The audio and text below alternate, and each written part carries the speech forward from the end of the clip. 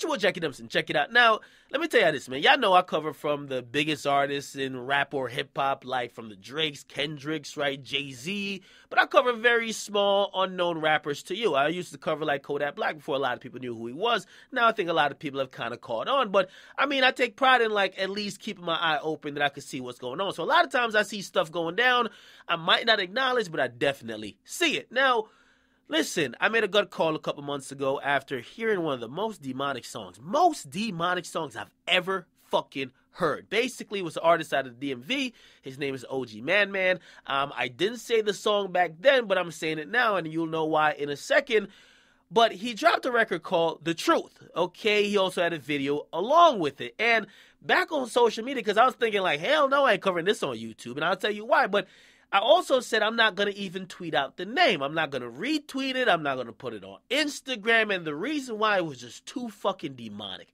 Basically, if you've never heard of the song OG ManMan, The Truth, basically, it's a song where he's dissing a rival. The rival name is like Big Flock. These are DMV rappers, okay? So if you're not in tune with the DMV scene, you won't know.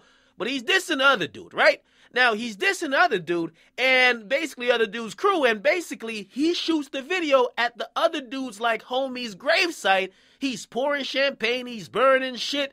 You know what I mean? Basically, he has a mask on and he's promising that the guy he's dissing will be laying in a grave just like the guy whose gravesite he's at. Now, completely demonic. I was watching this shit and I was like, this is either a death wish or a declaration of war. I couldn't tell what it is because, listen, man, if you looked in the comments at the time, everybody said, "That man walking." I'm like, God damn, this shit doesn't look right. Now, after seeing that, I didn't really acknowledge it, but unfortunately, what I feared might happen came to pass. Now, the rapper OG ManMan was killed late last night, and it's being confirmed to me by family members, and we don't really have too much detail on exactly what happened.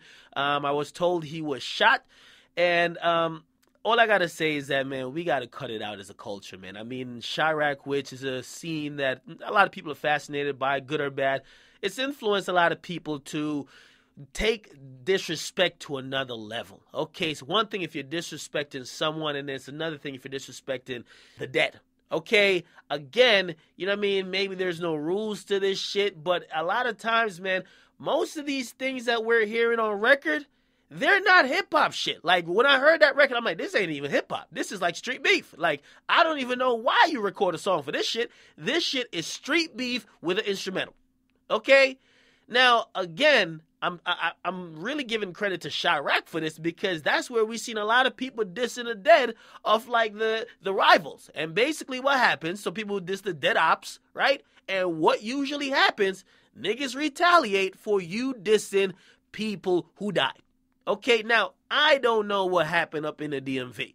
I don't know what happened to OG ManMan, but really, I'm doing this story because I kind of, if I have any influence, I want to kind of put it out there like, we got to start drawing a line, okay? Some of this shit just ain't hip-hop no more. I mean, listen, hip-hop is you make a diss song, another nigga make a diss song back, okay? You have a lyrical competition, or you at least have songs going back and forth. Now, when I heard this shit, I'm like, ain't no punchline could actually clap back at this shit. This shit got to be a flat line, okay? And again, I'm really trying to put it out there that everybody got to really tighten up, man. We see with these diss songs, man, people are dissing the dead way too often. I mean, they're bringing in people that they're doing shit that it doesn't have to be done. And all that shit you might get clout points on social media for, damn, that was savage. But really, like, you're risking your life, and really, you're just kind of like signing a death certificate. This shit ain't cool. Okay, so, I mean, we've seen even with Troy Ave. I mean, of course, that wasn't a really direct retaliation for what happened with him, but he dissed Capital Steez, and look at the situation he's in now. People can't even draw sympathy for him because of that. So it's a very sad and unfortunate situation. I'm not sure the extent of what OG ManMan and whoever, Big Flock, and again, I don't know nothing, and I don't know if he had nothing to do with this. But I don't know the extent of their problems. I don't know the extent of the problems OG ManMan had in general. By the way, shout out to Cutthroat TV. I watched a couple interviews where basically he was talking about, at least OG ManMan, he was talking about, like, he said he ain't a rapper. You know what I mean? Again, and I'm thinking like, yeah, you nigga, you ain't a rapper. I mean, the song sounds good, but still, nigga, what you're saying on this shit, nigga, don't even pick up a mic, pick up a gun. again, very sad and unfortunate situation. I mean, listen, I don't know if people are aiming to be this demonic, but this shit just usually doesn't end well, man. Rest in peace.